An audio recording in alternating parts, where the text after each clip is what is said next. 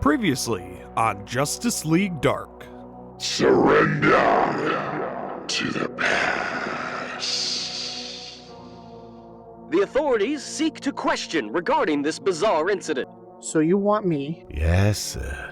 to give to you, The books of magic. Yes, please. which would then allow you to... Return the books to where they rightfully belong. Save the world and everyone in it. Oh god. A doomsday project to destroy civilization as we know it. He's calling it Project Inanna. I need to put together a crew, Eddie. This is some sorry list, man. Alec Holland? Boston Brand? You really think that guy's gonna be happy to see you? Jason Blood? Jesus. Every single name on this list is seriously cursed, dude. I need the big guy. The world needs him. Talk to him, will you? I'll see what I can do. Why should I help the humans? Because you were human once. Once. Just thought a dead man might want to know. I can bring you back to life. You have lung cancer. And you're dead. Fine pair we make.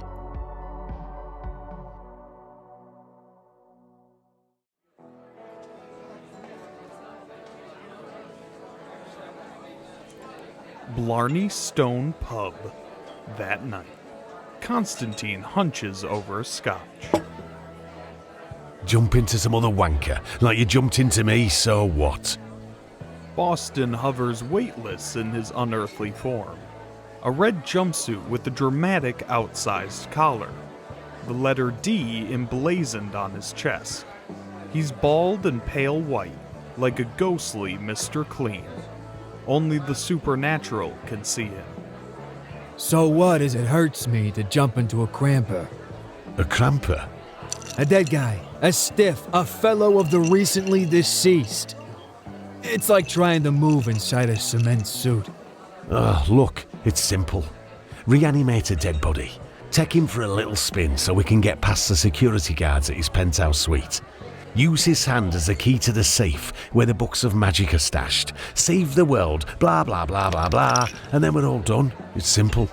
And then we'll use the books to... Make you human again, yes, of course. What do you say then? Boston narrows his eyes. What do you get out of this? Your friendship? Aha. Consider this an olive branch for what happened last time. You lied to me. About everything. You told me you were... Using your ectoplasm to talk to me dead granny, yes, I did. Your grandmother's alive and well, living in Liverpool. Do you know how painful it is to extract that psychic crap from my body? And you used it to get high? I'm off it, mate. Sober now, see? One day at a time. Constantine leans forward, getting serious. Boston, you're tuned into unearthly things. You must know the universe is unbalanced, sick. You feel it. Boston nods slightly. He feels it. A fat, black fly has landed on the table, unseen by them. It cocks its head, rubbing its legs, as if it's plotting. Woodrue. Never heard of him. The books are powerful. They can help you, hurt you, save the world, or destroy it. We can't let the books fall into Woodrue's hands. You seen the books then? Well, yeah, not yet, but... Damn it, John! You don't even know if they exist? Boston starts to rise, literally floating away. Hold up. Come on, Boston. Heads turn to the commotion. The other bar patrons watching a disheveled, drunk Brit animatedly talk to himself. Come here, sit down. Hear me out, okay? Boston reluctantly floats back to his seat. According to the ancient legend, Oh, great. Fairy tales. Let me just grab my warm milk and baby blankie and tuck myself in. the books of magic possess all knowledge, all history, past, present, future. The answer to all of life's biggest mysteries. Every organized religion in the world has tried to suppress it. Every government has attempted to exploit it. It's like the farmer's almanac for mystics and magicians. Long rumoured missing, considered a myth by most. The books were lost to history, that is, until recently. Who found it? I don't know. Some reckless, greedy wanker who doesn't know the first thing about magic. Its mere unearthing has triggered a cosmic rupture. What does Woodrue want with it? To end civilization. Oh, that old chestnut. With a secret plan he calls Project Inanna. I mean, okay, sure. It's a very compelling argument, but call Dr. Fate. Give the Shadow Pact the ring. Hell, call Detective Chimpanzee. They all love that kind of shit. I mean, I'm no hero. You know that, John. And for the matter of the fact, neither are you. The Costume Brigade. Give us a break, mate. We're talking about bad magic here. That voodoo that I do. It's my expertise. Those tossers in tights wouldn't know the first thing about it. John, I never wanted to be a ghost, haunting and searching the world for my murderer. I no longer want to be special in any way. I want to be a normal human again. You help me, Boston. I'll make you human again, and I'll get you your killer. Whatever it takes. I promise. You promise? You always keep me promises, mate. You're serious about this? I'm sorry for last time, mate. For lying and all that. I was wrong. Boston leans back with a big smile. John Constantine, saying he's sorry. It must be the end of the world. Desperate times, desperate measures. Constantine swats at the fly, sending the lil spy buzzing away. So, who else is in our crew?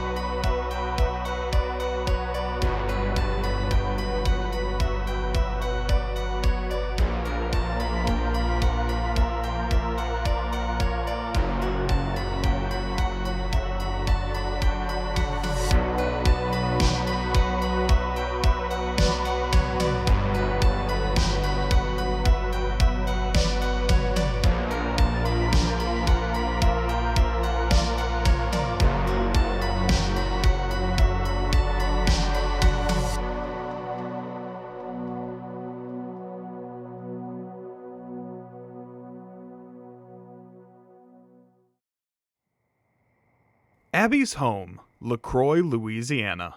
A cozy, crooked swamp house, propped up by stilts, and half submerged in a murky canal. Inside, a yellow shine of lamplight, Abby sits at a kitchen table, nursing a whiskey. Swamp Thing's white flower is still stuck behind her ear. Another of a series of strange terrorist attacks all over the South. We speak with one of the What am I gonna do now? How terribly awful. I knew Alec Holland well. He mentored me, taught me all that I know about botanical science. He was my teacher. He inspired me. The voice steps into the dim light. Woodrue. His face is half covered in a black mold now, his hair, stringy and greasy, clinging to his scalp in clumps of dirt. We took different paths. Not another step. He was romantic, an idealist. It's what got him murdered. His work sabotaged. And now, he's the poor, sad monster of the swamp. You don't know anything about him. Oh, Abigail Arcane. He cocks his head, looking at her intensely, taking her all in. I cannot fathom, cannot begin to understand how a creature so pure would consort with something so base, so repugnant. Alec is beautiful in his own way. I was not talking about him. I think it's time you leave. Could I trouble you for a glass of water, please? He slowly reaches for a glass of water on the kitchen table. Why are you here? What do you want? Alec has something I need. His biorestorative formula was just the beginning, the first step. He takes a single step forward, a mildew smile. Where is he? The shotgun blasts through Woodrue's right flank. Half of his body is a sudden pulpy, oozing gray hole. But he smiles, pulls out the hypodermic needle filled with the bright fluorescent green formula and jabs it into his forearm. His body starts regenerating quickly, stems and vines and branches intertwining into sinewy tissue and tendons. I need Alec. She reloads, desperately fumbling with the shells. I need the swamp thing. Woodrue reaches into his satchel. To be connected to the lifeblood that will make me all powerful, all knowing, to destroy the human world. He drops a red seed into the glass of water, and in an instant, the tiny red seed grows into a multi-limbed elemental creature, its tentacles whipping about, hissing like an angry nest of snakes. Its vines moving for Abby. She turns to run, but the tentacle coils itself around her ankle. She's on the ground now, fighting, kicking, screaming. I miss the long, quiet centuries where no dogs barked, no birds sang, no humans polluted the world.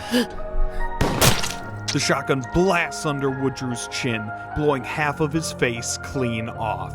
But it's no use. Her entire body is covered in writhing, tightening vines, her mouth gagged, her screams muffled. Woodrue looms, regenerating, his mouth moving again.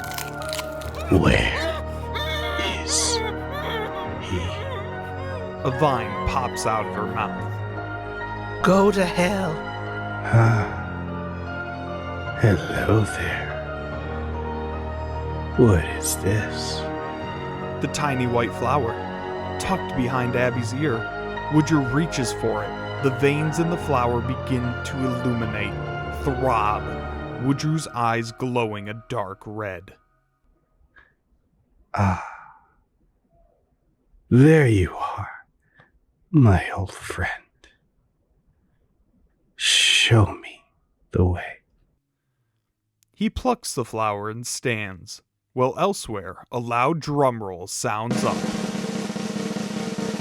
Ladies and gentlemen, I present to you Zatanna Zatara, Mistress of Magic. The Royal Theater, her raven hair undulating underwater, her hands cuffed, ankles padlocked, Zatanna twists and turns in a glass box. This is the ancient Chinese water torture cell. At the far back of the auditorium, near the exit, Constantine and a stunning redhead in a glittering cocktail dress appear. You sure know how to show a gal a good time, Blondie. They file into the back row, finding their seats. Constantine turns to the stage, watching intently. A uniformed patrolman stands downstage. He's poised with a fire axe, eyes locked on Zatanna inside the water tank. She turns upstage, away from the stage lights, purses her lips together, her tongue searching her mouth, a brass key appearing between her teeth. She surreptitiously reaches for the tiny key, and it slips between her fingers, Zatanna's cuffed hands swiping at it once, twice, but it slowly sinks to the bottom of the tank. With no time to spare, she bends from her waist and slams her wrists against the padlocks on her feet. The cuffs effortlessly pop open. She begins to work on the padlocks, but they aren't budging. She panics, swings her body forward, and bangs a hand against the glass. She bangs her hand again and again, her eyes bulging. Something is clearly not right. Constantine bolts to his feet. A woman screams, and Zatanna's body goes slack. The police officer raises the axe and rushes the box. The curtain drops, and the lights go black. Constantine moves quickly down the row when he hears clapping. One person. A spotlight snaps on a solitary figure standing in the middle of the aisle. Thigh-high boots, fishnet stockings, a tuxedo cape. Zatanna Zatara. A luminous smile. She's bone dry. Thank you. Thank you very much. Constantine stands lamely in the aisle, smiling to himself, shaking his head. While rapturous applause fills the room, the show goes on without a hitch. And afterwards, in a private dressing suite draped with fringe and ostrich feathers, vitrines filled with 50s TV show props, vintage posters wallpaper the room, and a giant taxidermy grizzly bear is propped up on its hind legs. Zatanna sits before an illuminated vanity mirror. Her accountant boyfriend, Brad, sits next to her. So, Zatanna, we've known each other for a long time. 2 months. You've met my friends, my folks, my cat. I wish I could meet your... My father's away, traveling. Right. So, I think it's time we... Excuse me. I think it's time we take the next step. He reaches into his pocket. She braces herself, forcing a smile as he gallantly pulls out a ring box. Zatanna Zatara, will you... Excuse me. Will you... Gee. Oh, my throat. It's really... He coughs again, and a white feather shoots out from his mouth. They both just sit there, wide-eyed, watching the feather slowly seesaw to the table. Oh my God. Brad, are you? He coughs again, another feather, a black one, then another one, a pink feather, and another feather, till the room starts to look like the aftermath of a pillow fight. He bolts to his feet, his face red, and runs from the room, leaving a floating trail of feathers behind him. He's a bit of a git, eh? John appears in the mirror, an emerald talisman glowing from his utility necklace. He lights a cigarette. John Constantine. I should have known. A numbers and figures man, Z. You deserve better. Now I have to chase the poor guy down and apologize for you. Brad's fine, don't you worry. Your show was fantastic, by the way. And you look absolutely... Ingettiateretic. His cigarette ignites in his face like flash paper. She points to the no smoking sign over his shoulder. You're still mad, I get it. What do you want? She turns, starting to reapply her makeup in the mirror. I can bring back your father. She stops, stares at him in the reflection, and waves her hand. Full cuff. And his body is blown backwards through a rack of costumes, slamming up against another vanity mirror, shattering it. Does anyone like you, John? The red-headed woman appears in the mirror. Who the hell is this? John is on the floor, rubbing his head. Boston Brand, an old friend. We're not friends. Deadman steps out of his red-headed host and smiles. Hi, Zatanna. I'm like a huge fan. Like your number one fan. Really? I saw the Do You Believe TV special back in 2019. I was there, in the front row when you made the Hoover Dam disappear. You were there? In Vegas? No clue how you did that. I'm putting together a crew. Z, me, Boston here, and even the old walking salad has joined the team. Swamp Thing? Didn't you have a fling? With his girlfriend, yes. Why does everyone know about that? You were able to convince Alec. Yeah, not yet, but...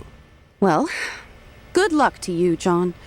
Now, if you and Team Awesome will excuse me, I have another show in 15. I don't think you heard me, Z. I can bring back your dad. Oh, fuck your studies. His body is blown backwards again, slamming up against a brick wall filled with framed show posters, toppling down on him. Hold on, Jesus! That was awesome. Okay, look. Will you let me explain? You have 1 minute. Your father used to tell us stories about the books of magic, remember? Well, I know where the books are. I need you, Z. If you want to see your father again, and I know you do, I need you to work the spells in the books.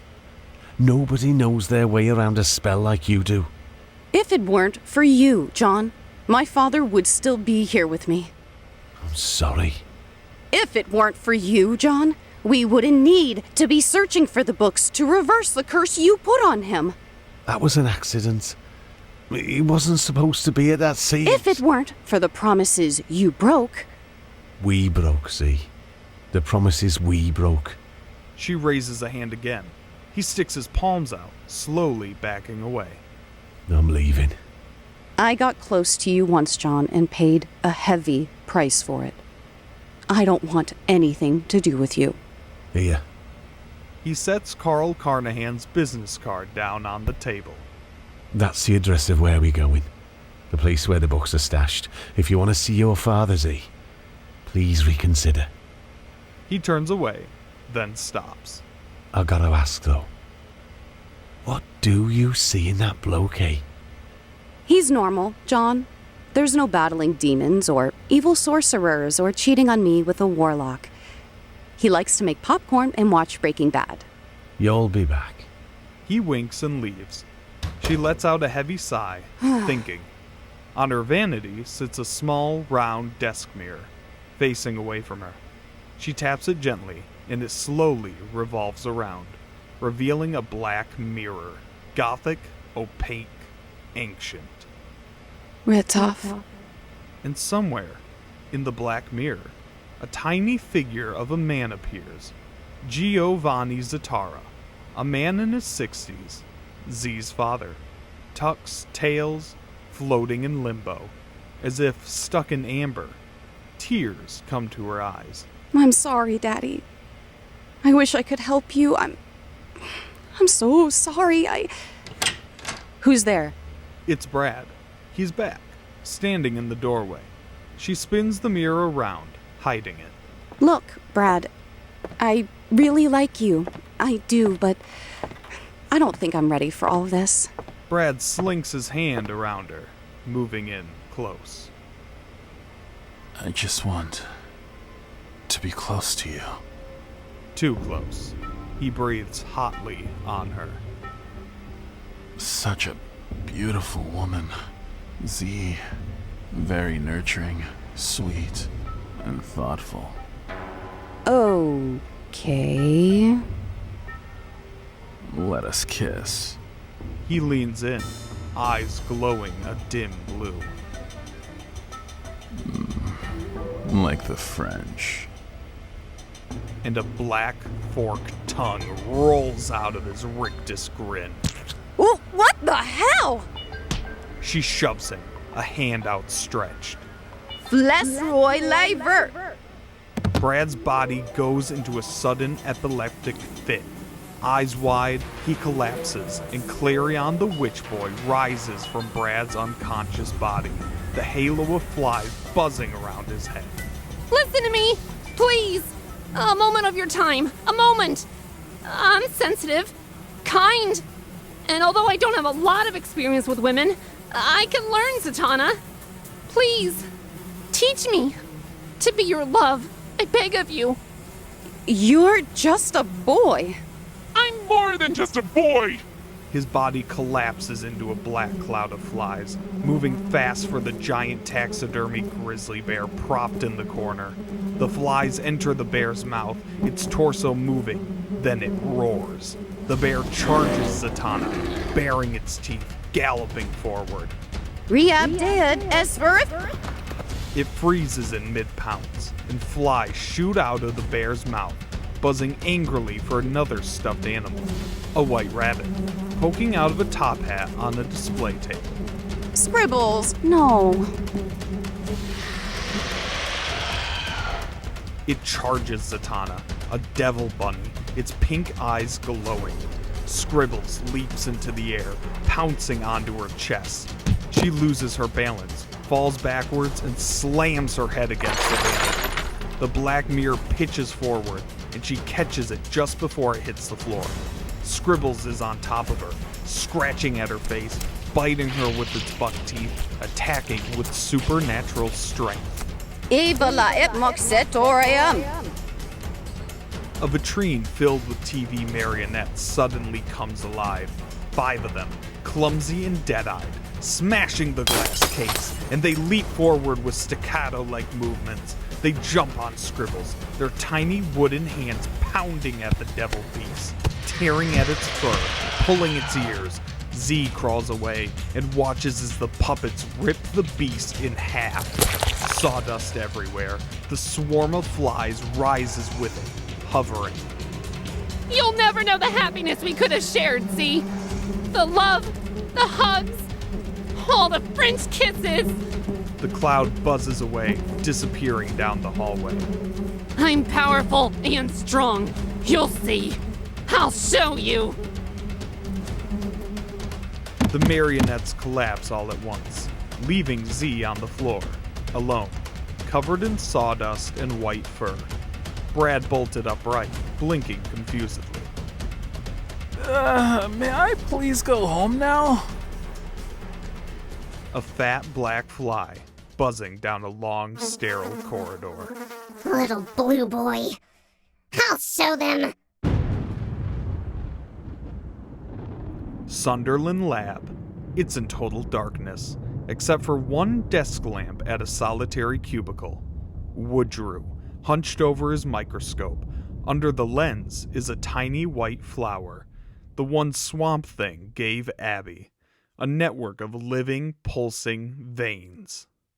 Alive, yes, and healthy, yes. The web connects all living things. I got a hot tip for you. Woodrue spins around, Clarion standing before him in the circle of lamplight, neatly dressed, blue hands folded, a warm smile. Who are you? How did you? The books of magic. This stops Woodrue. You're not the only one who seeks them. There's a detective, John Constantine. A gutter mage who's putting together a group of like-minded losers and weirdos who all want something from the books. What do they want? A brain, a heart, courage.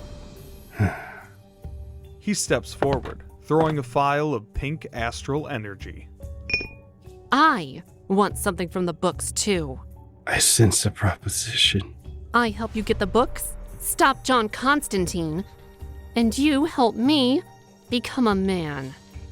Woodrue smiles and clicks off his lamp. Come. I have something to show you.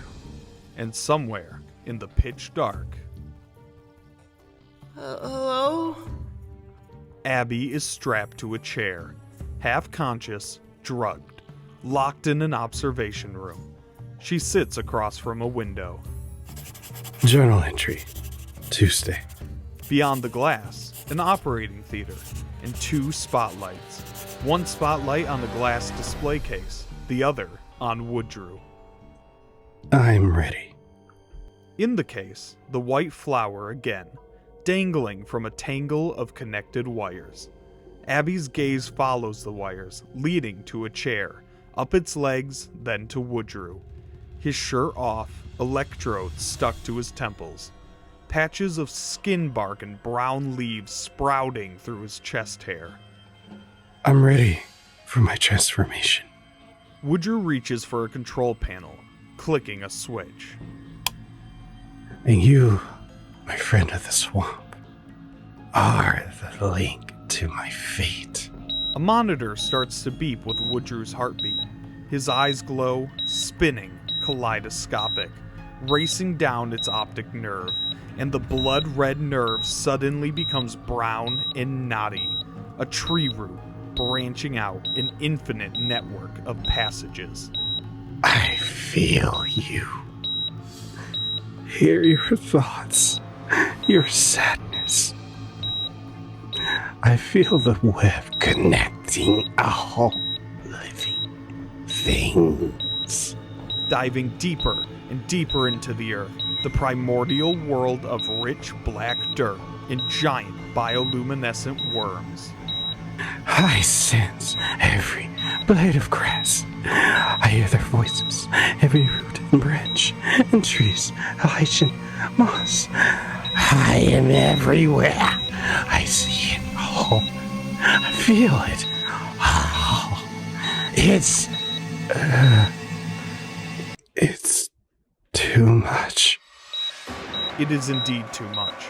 Impossible speed, a labyrinth of endless interconnected veins, moving faster and faster, zipping down a long tunnel of blood red. Stop! Stop! It's too much! It's too much! Stop! Stop! Stop! Flashes of green life everywhere. Forest trees, desert succulents, jungle vines, oceans, lakes, ponds. Stop! Please! Please! It's too much! Stop! Potted plants and houses all over the world. Insects writhing, flowers blooming, thunderstorms, life, so much throbbing life. And the long tunnel opens up to a lagoon, a moon pool, and into a mossy, felled tree. Up into a knot, an orange eye pops open. Woodrue. Abby's eyes are wide with terror. Woodrue's deafening, high-pitched wail is cut brutally short. Then, a giggle, manic, crazed. Abby and Clarion sit there, frozen. Oh my god! No! The city morgue. A sheet of plastic is being thrown aside. Ooh, death by swordfish. Carl Carnahan, very dead, lies on a cold slab, the spear still sticking out from his chest. He's one of many plastic-covered corpses laid out in an all-white morgue room. He was just brought in today. A medical examiner, wearing scrubs and a surgical mask, hovers nearby, patiently waiting. The homicide detective chews an unlit cigar stub, bored, holding the sheet for an elegantly dressed stranger. The stranger leans on a cane. Unnatural cause, I suspect. Can you, identify the body? The stranger leans into the overhead fluorescent light. His hair is wine dark, with a streak of pure white. Mr. Carl Carnahan, yes. Oh? Friend of yours?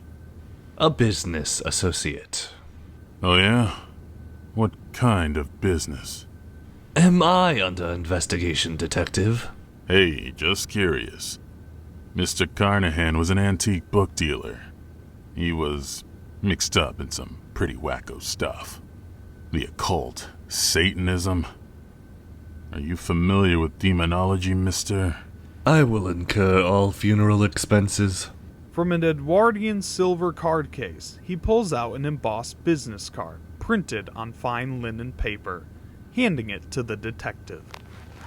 Bill me at that address. Jason Blood. Quite the name you got there, pal. It's an ancient name. And your accent? What is it? English? Norwich. Norwich? The medical examiner steps up. Knickers off ready when I come home, Norwich. The examiner yanks down his surgical mask, revealing John Constantine. Christ, no. Happy to see you too, mate. He pops a lit cigarette into his mouth. This is my partner, Boston Brand. We're not partners. What on earth are you doing here? What is the meaning of this? Let's get down to tax. The books of magic. Oh no, I bought them. They're mine. But do you have the key to the safe where the books are stashed? Blood gives him a level stare. He doesn't. What do you want, John? I don't have time for any of your con jobs. You're looking at the bright new team that's going to save the world. You save the world. We could use a smart man like you, Jason Blood. Someone who knows all about the books, how to read them. If the world needs saving, call Dr. Fate. The Shadow Pact. That's what I said. Never mind saving the world. You want the books for your own purposes, don't you? Why? My answer is no. You remember the last time we did business together? The Voyage Grimoire, I remember. It was a total forgery. Oh, how much do I owe you then? $1 million, John. I paid you $1 million, remember? You take a check. The lights start to flicker. What was that? Blood steps back, palms up, as if gauging the room's energy. We have to get out of here. Why? What's going on? There's a demonic spirit present. It's hungry. Hungry for power. And it's angry.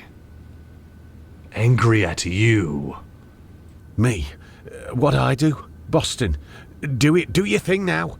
Okay, but where does he live? The grandpa, the dead guy. Like, how far are we going? Why? Do you charge by the mile? A big fat fly buzzes around Constantine's head. If I stay in a body for over 6 hours, I get trapped. Oh, give us a break. It's only 5 sodding blocks away. Get in there.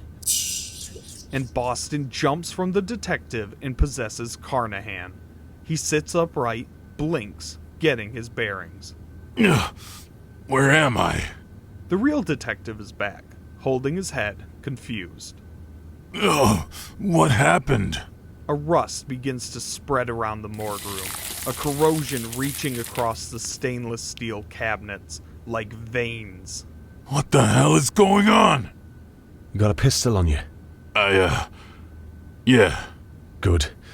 You're gonna need it. Suddenly, Carnahan jumps off the gurney. No, Jesus! He fires 2 shots at Carnahan's reanimated corpse. Half of his face suddenly gone, blown off. He's left with 1 eye. I told you this was a bad idea. What the hell is going on here? A large cumulus cloud of flies swarms in from all of the ventilation ducts. The room a sudden black blizzard of buzzing. And from somewhere inside the store... Get me the key, John! Clarion? What the devil? The swarm envelops Carnahan, lifting his dead right hand. You are a crude, ill-mannered man. Right, yeah.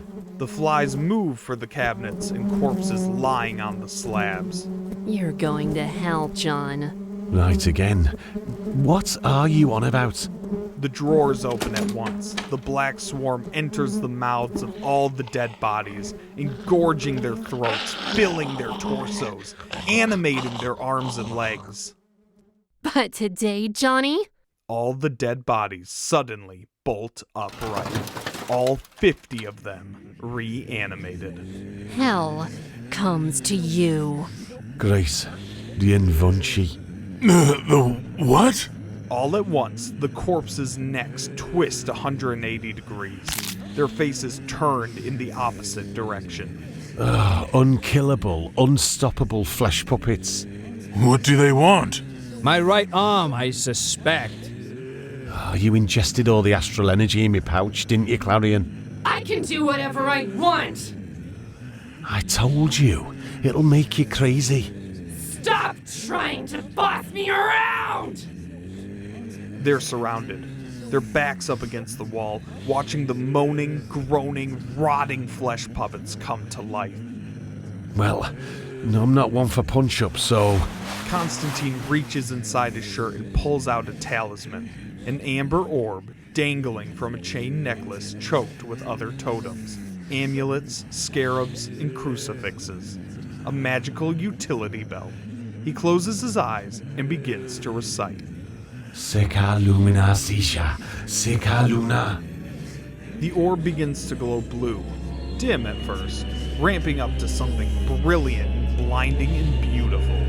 The orb's voice deafening, like a windpipe choir. What is that? What are you doing? Getting us out of here.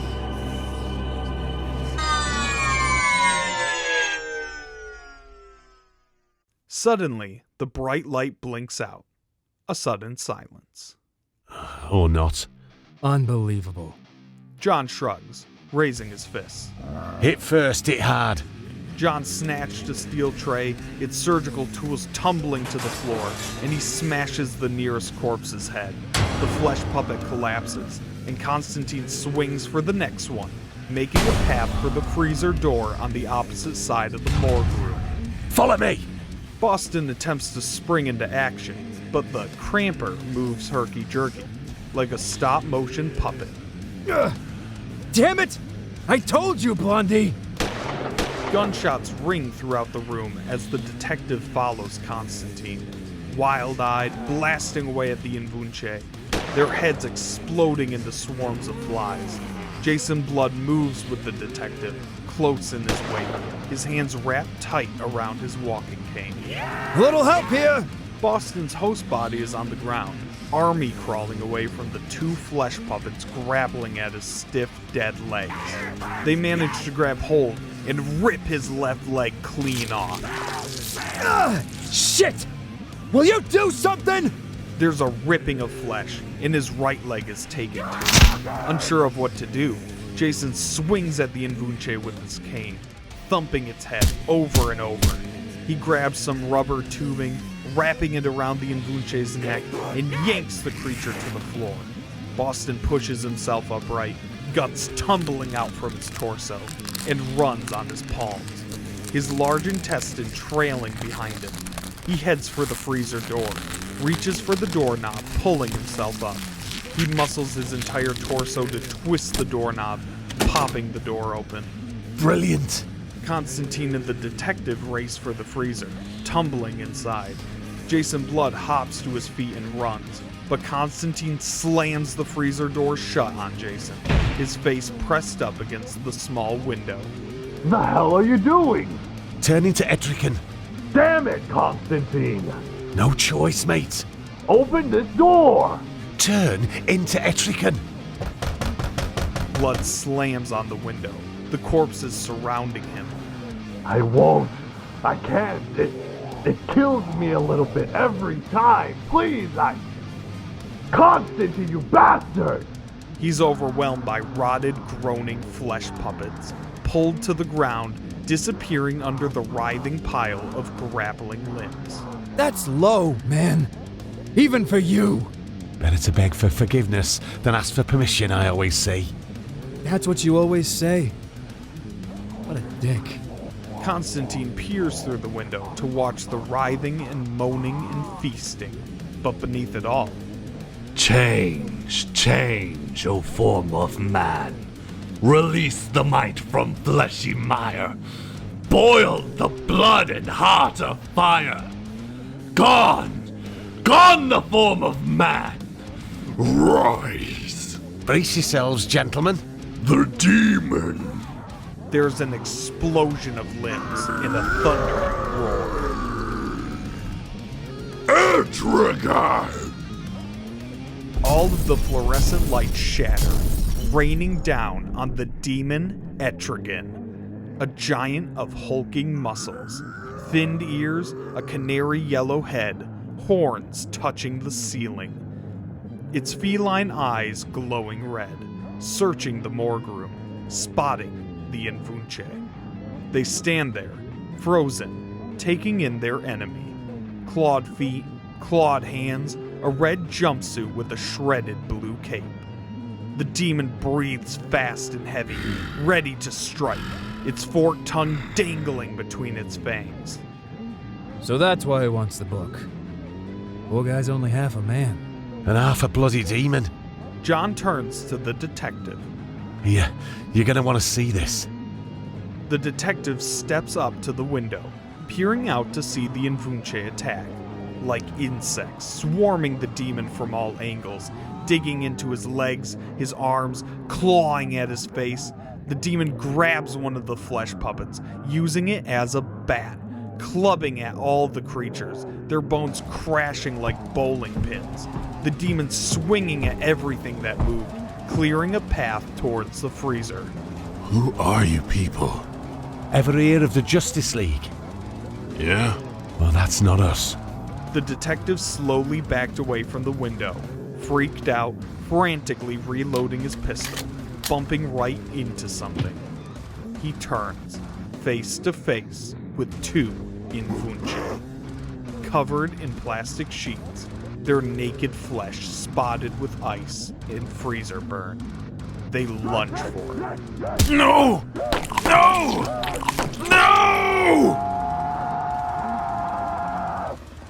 They rip the poor guy apart, blood splattering everywhere. Blimey! He wipes the blood from his face, looking at his red hands. This gives John an idea, and as the Invunce feast on the dead detective, his pistol skitters across the vault floor, stopping short at Constantine's feet.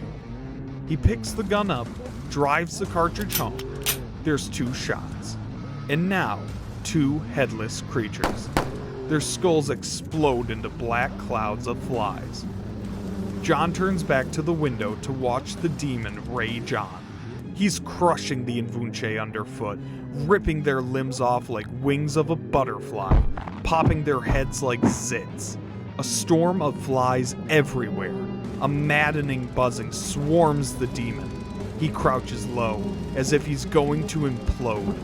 But instead, fire rages from his mouth, a roaring funnel of flame igniting the morgue room. The remaining corpses suddenly on fire, running in circles, bumping into each other, and finally, they collapse into ash. Sir, Mr. Demon, sir. The demon spins around. Its acid-like drool sprays the walls with a sizzle. John stands at the open door of the vault. Mr. Demon, no doubt you're a wee bit angry with me. But why don't you come over here? And we'll talk this out like gentlemen.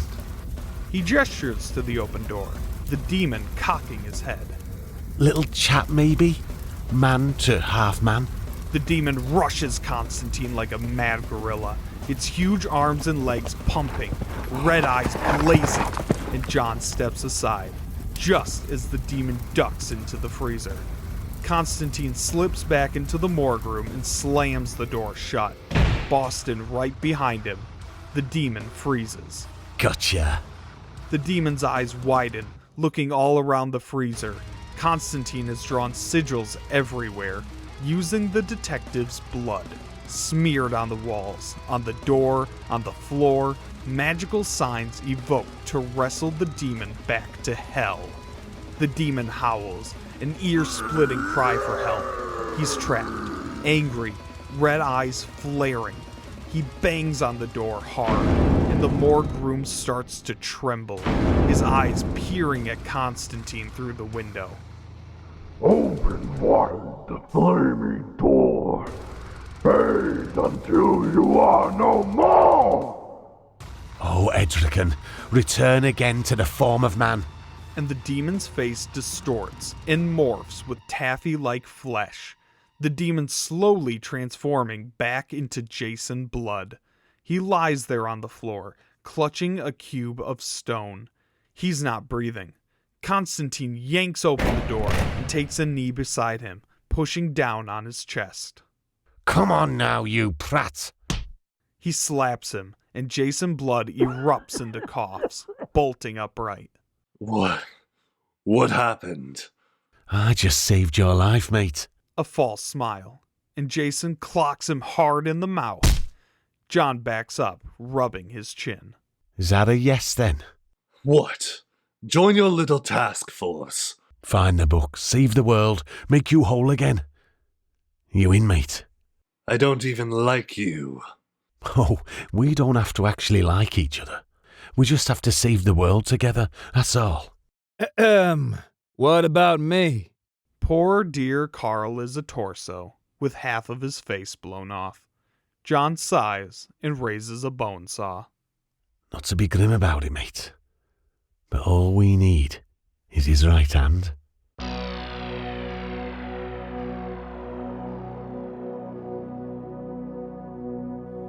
Justice League Dark, Part 2, The Magician and the Demon. Directed by Matthew Dawson. Written by Michael Gilio. Based on a treatment by Guillermo del Toro. Adapted and edited by Matthew Dawson. Starring Matthew Dawson as the narrator. Paul Delarose as Constantine. Mackenzie McClure as Deadman. Terrence Addison as Brad and the Detective. Joshua Crawford as Jason Blood and Etrigan. Mikkel Casanova as Woodrue. Rebecca Olivia Hodges as Zatanna.